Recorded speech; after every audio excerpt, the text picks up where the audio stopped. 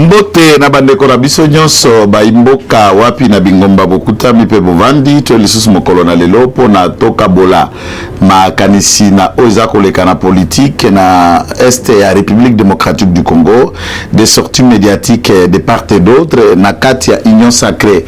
Il n'y a que de nouveaux départs qui ne font que se continuer, mais ce qui est plus grave na kati ya ensemble contre la République kunande bateau et dindi maete. Moindo Zangi accueilli na 8 députés nationaux, 18 députés provinciaux, un sénateur. Moindo Simba vient de partir et avec 11 députés. Et à ce stade, je me dis, qu'est-ce qui arrive kuna na kaya Moïse? Puisque vous nous regardez seulement na ngambo na biso, oyo ba Frank John Wabimi, azata na chef de quartier te, na parlement. Azata na chef d'avenue na Sénat, azata na nani donc azaka yemoko kwa wabenga na français individu. Mais Lelo, oh Kabound, bon, Kabound représente, il est parti seul. Aucun cadre a eu de presse à l'Andier. À part Bala Moussoussa Mike, Bando travaille dans Libongo na Kingabwa, au Moussouba Kenae. Donc, Naonyo Soto Mokedeko détaillé, voilà le résumé, il y a Oekosala pour parler d'Abisso. Mais, Nangina Badana Sije à Liboso. Sije à Liboso, tant que Zope Sambokonzambo, Kana Maman Mbote, na côte ouest na Marbella en Espagne, après long travail, 60 conseils de ministres, soit chaque mois 4 conseils de ministres. Et Betty déjà le double de ce que son prédécesseur a fait pendant 18 ans. Pendant 18 ans, 28 conseils de ministres. Et Tshisekedi a 3 ans, 60 conseils de ministres. Il a besoin d'un repos. Bisso, tu vas sous 2 semaines en Espagne. Mabezate Armazo sa musaka na Bunagana pema mtu alingi komono na vacances te ikambezata mijembika amela poison fota la TVT kolanda payete béton pema kota la piscine kende donc boko le manzoto bokende ki na kinganani oyo na mama oyo bokeko bina na ko sakana na banini na ba mindele ya kimi nani oyo biloko bateka teka kala ba super marché. Nani oya kendeki koloba bat nyonso batala kibino, c'est normal, c'est naturel. Bino boko sepela, bino boko kende fête, bino boko pema. Soki Tshisekedi nde apemi obe osimbi nzambe la mandefa pa botika pe mwana mutu. Akola zamba te, akola na bisiko ekoka, akola na bomo o ekoka na bandi wana. Kami bale. Bolobi azakuna me guerre za ko continuer na Bunagana eloko te. Il y a un débat. Oh lelo, baké ko sala montage. Oyo un Congolais qui se réclame être patriote. Au Fongoli TV na yo. Au sali appel et intervention directe na téléphone. Ozo ko faire intervenir un chef rebelle rwandais qui s'appelle ici c'est Bizimungu. Et entre-temps, il se fait passer pour un certain Goma. D'ailleurs, Ngoma, c'est un nom congolais, celui-là, ce n'est qu'un pauvre Rwandais.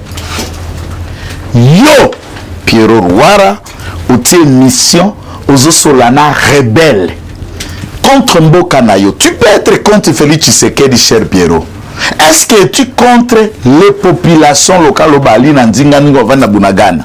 La société civile du Nord Kivu nous dit, depuis la prise de Bunagana, 40 civils ont été assassinés, plusieurs dégâts matériels, même des milliers de déplacés et de bétail na bilanga batou pillés au besoin pour la faire nourrir armée. Qu'est-ce que tu vas dire à ces compatriotes congolais 40 au milieu na bango et kenamai lorsque tu donnes espace dans votre télévision pour que l'agresseur de ton pays s'exprime à l'équisababinepsie à travers le monde? Alors, quoi d'anormal de comprendre un Pierrot qui est allé à l'école, qui est intellectuel, qui parle bien, a son cerveau naé et comme mollet. A kamati molende comme cerveau, tout ça vous êtes allé vendre ça dans l'équipe Mazembe.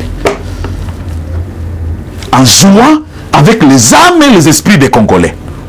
Et Ngoma t'explique vous disant que non, ayaka na Kinshasa, bakutana na Tshisekedi a lozaï 14 jours na hôtel nini.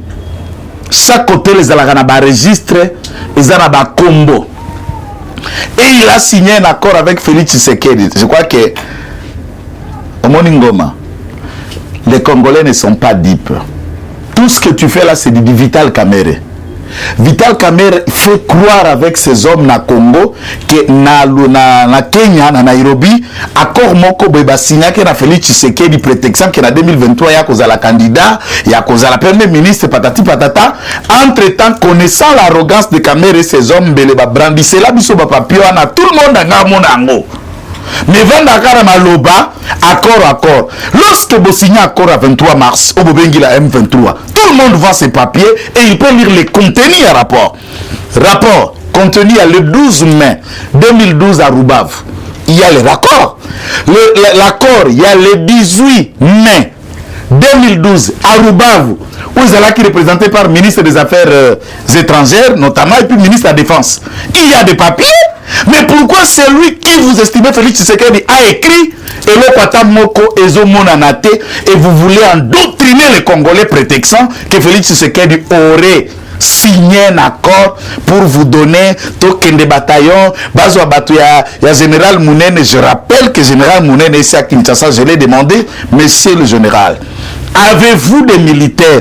Général Abi Onyo Soba Kolobana, ya Kindoki, ya Bututo Namoy. Si ceci a été fait il y a 14 mois, Général Mounene était encore au Gabon. À cette époque, à Zomina Makissa Sate. Qui vous voulez tromper? Nous lançons un défi aux hommes bien 23 qui nous suivent. Brandissez l'accord au Bosnia qui n'a Félix Tshisekedi. J'ai vérifié dans mes sources, chers compatriotes, il n'y a aucun accord. Et Félix Tshisekedi ayambaki batu otobengi lors ya consultation nationale. Parti Oyo ya M23, tant que M23 baye kokoma CNDP. Et lors ya consultation, Bertrand Bisimwa, Runiga, Bishop Runiga, na Deogracias Bugera sont venus à Kinshasa et Félix Tshisekedi les a reçus à Noia, lokola ba consulter nyos. Et chaque plateforme, babandai koya na cahier de charge. Pour abatu balandaka biso mingi bo rappeler, na période wana na se surnomaka Maître Kitenge Joël, le communicateur sans cahier de charge. Souvenez-vous, c'est puisque lors de la consultation, débat cahier de charge bandaki pa bato mazembe. Oh, puisque le président ne respecte pas notre cahier de charge, oh, notre cahier de charge, et société civile y a un cahier de charge.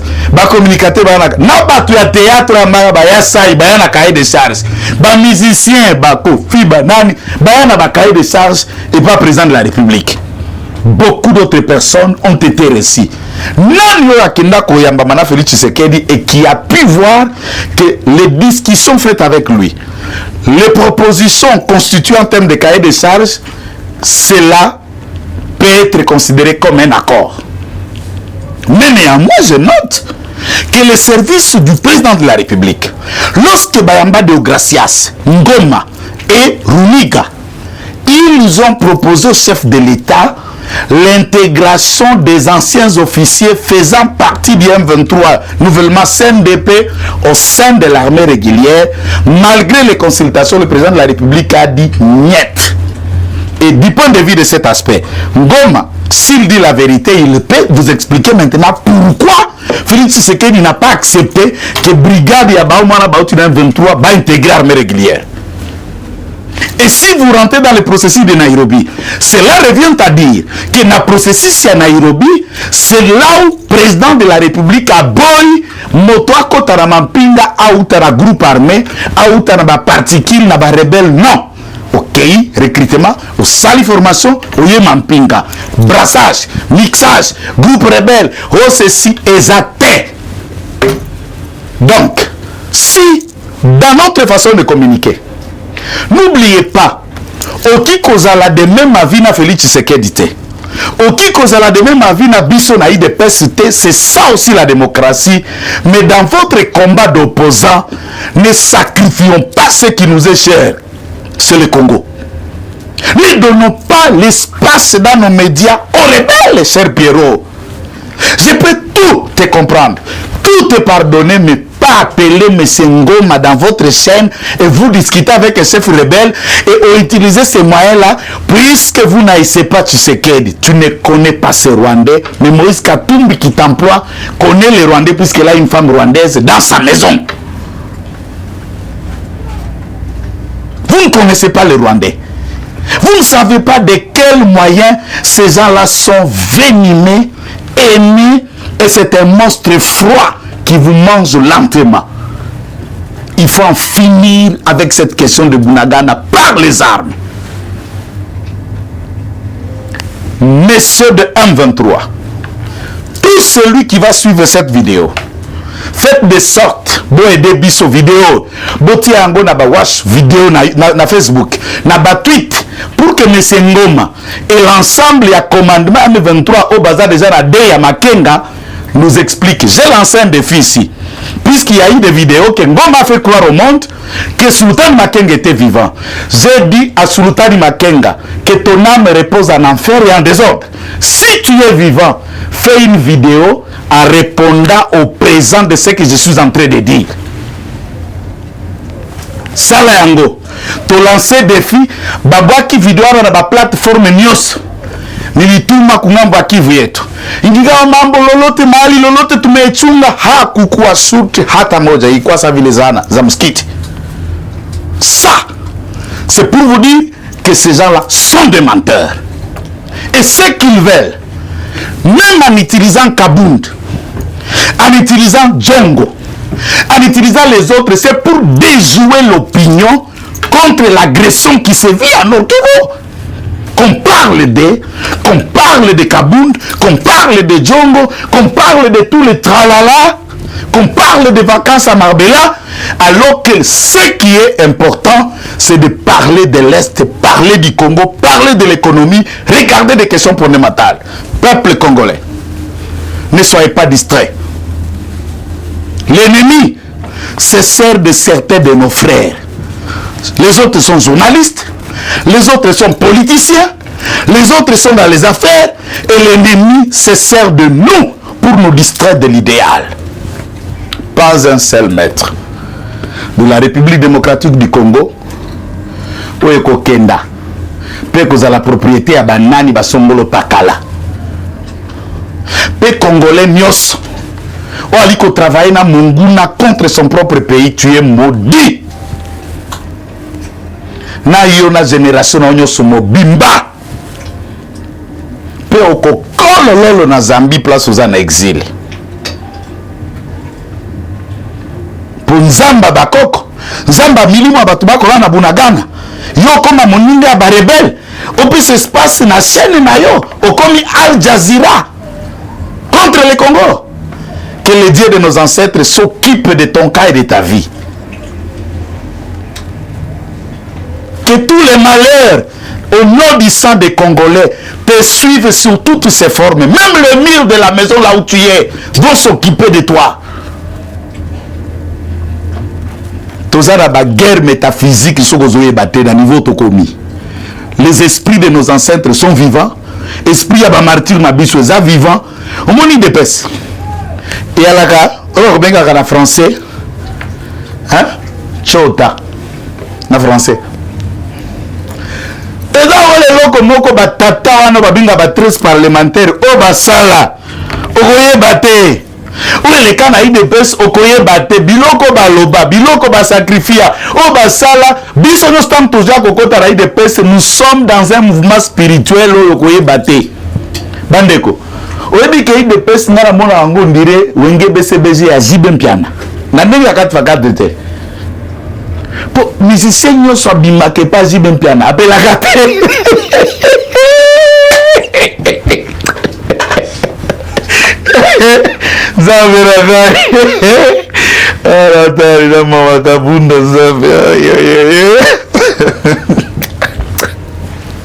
musicien ne s'appelle pas Ziba Pelagate. Donc, au côté la tala à tous afande.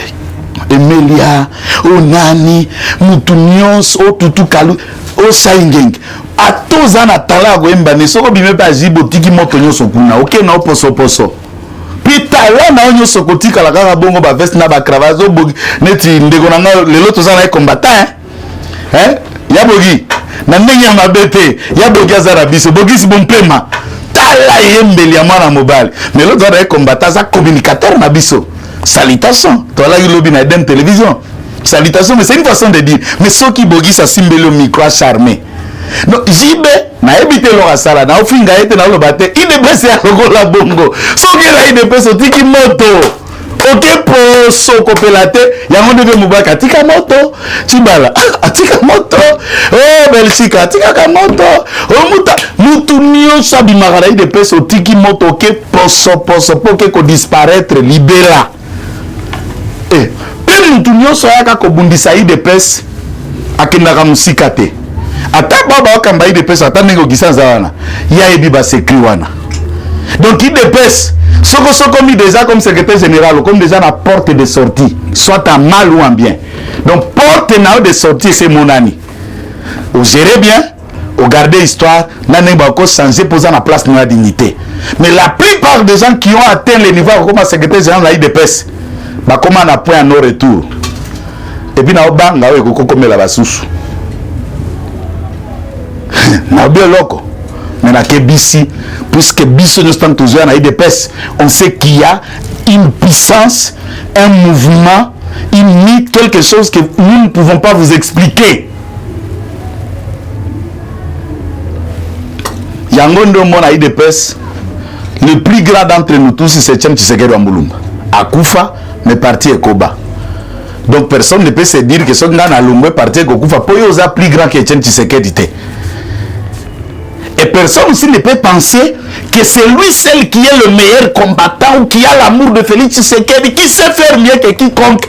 Arrêtez de penser comme ça, tu te trompes, tata. Tout le monde aime Tshisekedi, tout le monde combat en faveur de l'IDPS pour Tshisekedi. Arrêtez. C'est bien. Bah, juger nous nandenga politique, nana juger te. Nalingi na toro bana ndenge ya français ne to sala na sanga Congo tola bande ko na bisu basala gawa ma fendi mate ko yana ngoka ndenge ko yana za malar so so dilar na fendi ma ke jour na ngwa ke côté buna gete tuka ma beza et qui ne peut pas jouir de son travail hein petit nanga Germain qui ne peut pas jouir de son travail ce qui Félix Tshisekedi aza président de la République l'État a bongi sa frais de fonctionnement, frais à locomotion, jet, tout ça, bah on est le tapis rouge. Mais c'est la joie, c'est le pouvoir. Tant que Mundela Kingabaoyo a kende ki nambwe la lodge, yena type msuso ya Azarias. Azarias c'est comme regarde ce qui donne le pouvoir, le pouvoir.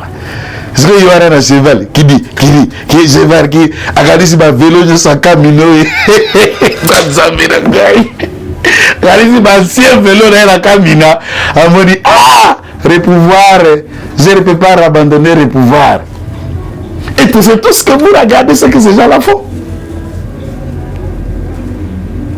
vieux Frank Djongo na okota débat wana te na pekisa ki yo olingi wokate biso nyoso pe to sali 3h30 fait béton ndenge to zabe na ba meza kana na ba poste te to pe na ba diplôme te.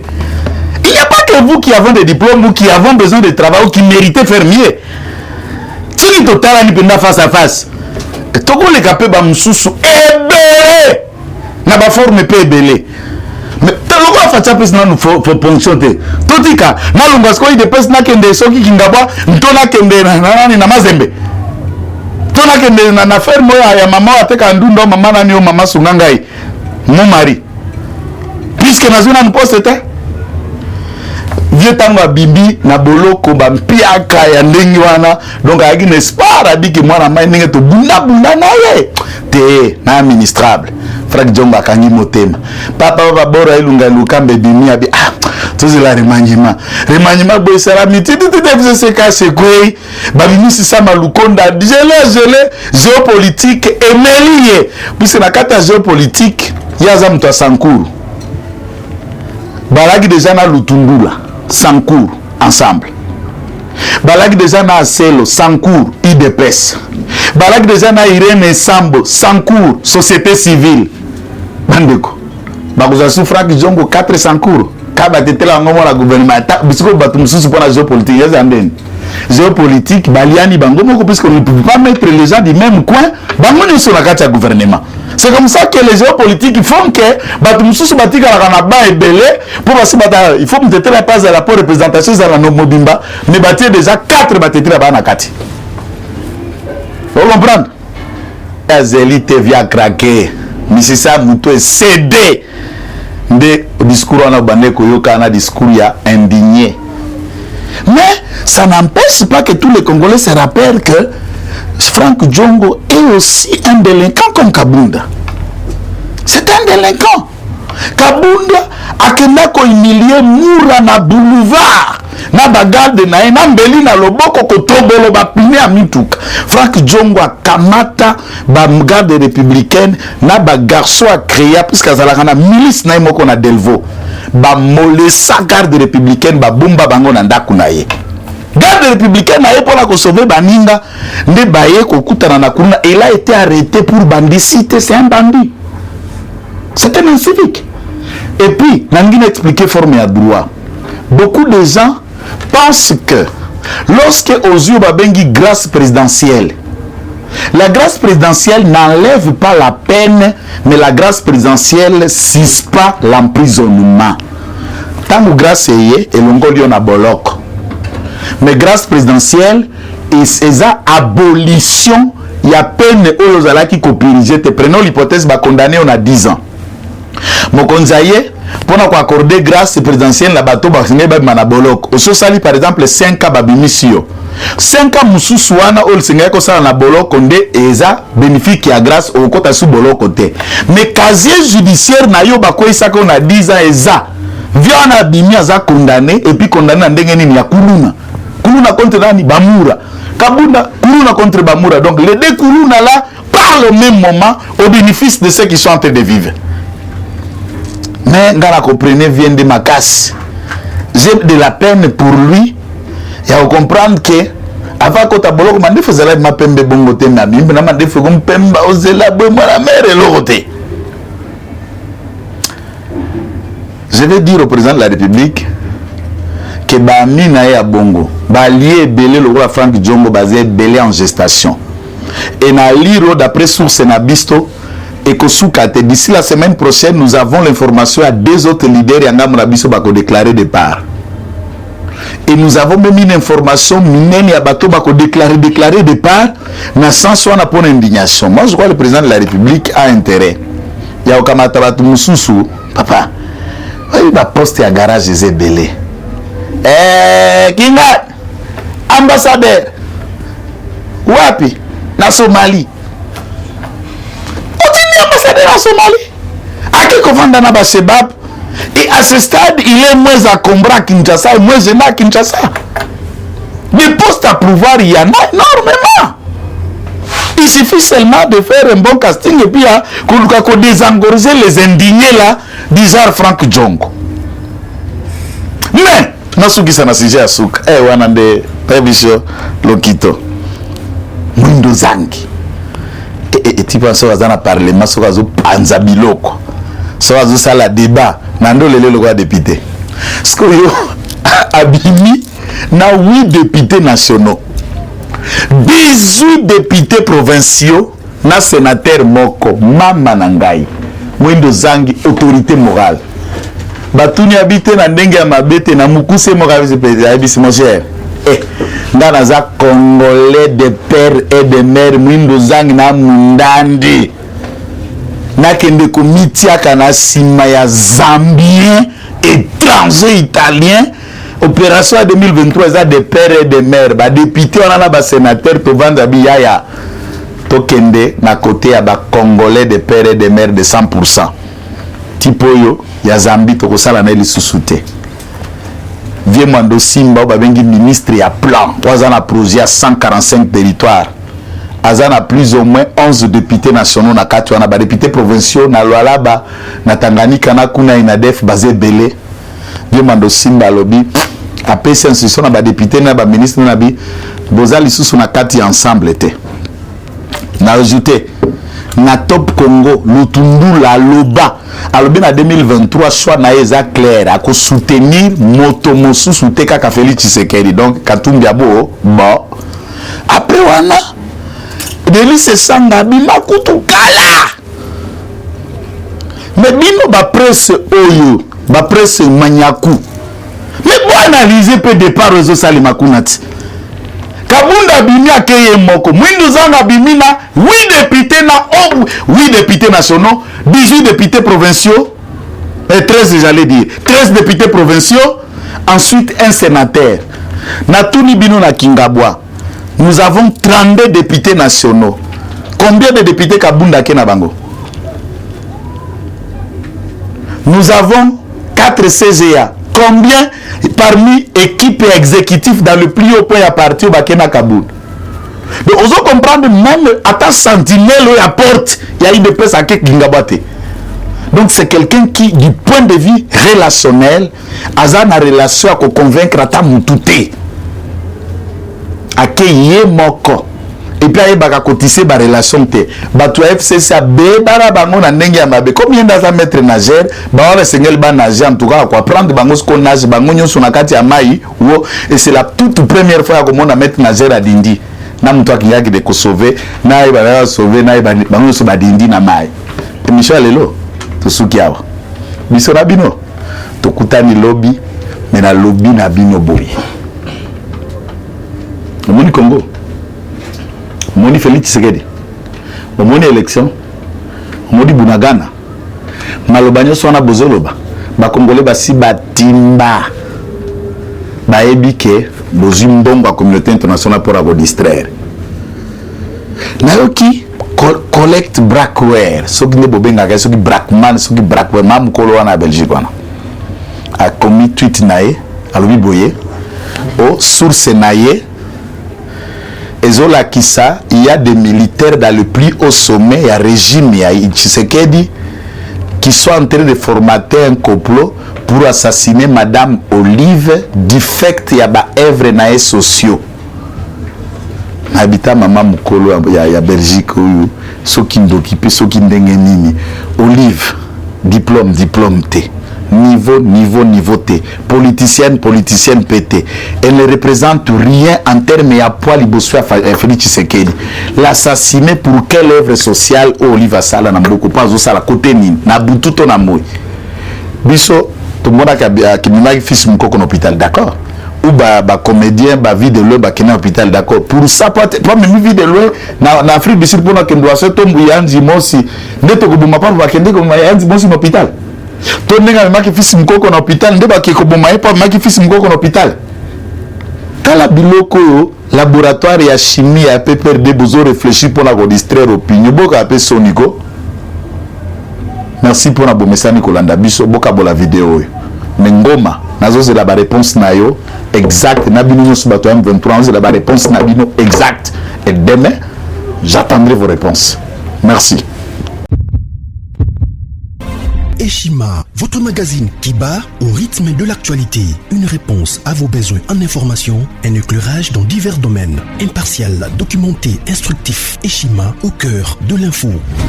Retrouvez la nouvelle édition. Le service national de la RDC, une seconde chance pour les Koulouna. Le commandant du service national, le général-major Jean-Pierre Kassongo Kabouik, est en passe de réussir le plus difficile. La conversion des délinquants juvéniles appelés Koulouna en bâtisseurs de la République. Jean-Pierre Kassongo Kabouik a réalisé des avancées notables à la tête de ce service qu'il occupe depuis juillet 2018. Ce jeune délinquant, presque indomptable dans les rues de Kinshasa, ont finalement été maîtrisés au centre pilote de Kanyama KCC. À ce jour, ils sont endoctrinés et formés à rendre service à la nation, à devenir utiles pour le pays. Au total, 2000 anciens Koulouna devenus aujourd'hui bâtisseurs ont perçu leur premier salaire après une période de 14 mois de formation dans plusieurs domaines, notamment la maçonnerie, la menuiserie et autres. Cette étape a concrétisé la volonté exprimée par le chef de l'État, Félix Tshisekedi, qui prône une autre méthode plus humaine pour l'encadrement de ce jeune brigand urbain et leur réinsertion sociale. Cela à travers la formation pour servir de main-d'œuvre au profit de la République démocratique du Congo. Dans un long entretien accordé à Eshima Magazine, le général-major Jean-Pierre Kassongo Kabouik explique le retour 4 ans après de la production agricole à Kanyama KCC. Dans cette interview exclusive, le commandant du service national égrène les réalisations de cette structure qui revient d'une longue léthargie. Il évoque l'expérience des cantines militaires et policières et révèle que son service paramilitaire mettra bientôt ses cantines à la disposition du campus universitaire en faveur des étudiants. Focus l'équipe Mwakadi fait exploser le compteur. La DGI dépasse 200% des recettes fiscales au mois d'avril 2022, soit le triple réalisé en avril 2021. Une performance historique jamais réalisée au sein de cette régie financière. À lire également, les FARDC progressent de 5 places au monde selon le classement établi par Global Power. Analyse de l'état de siège décrété depuis 1 an dans les provinces de l'Ituri et du Nord Kivu. Découvrez également plusieurs autres sujets à lire dans ce nouveau numéro. Retrouvez l'intégralité du magazine Eshima dans les kiosques. Eshima Magazine, un nouveau standard d'information.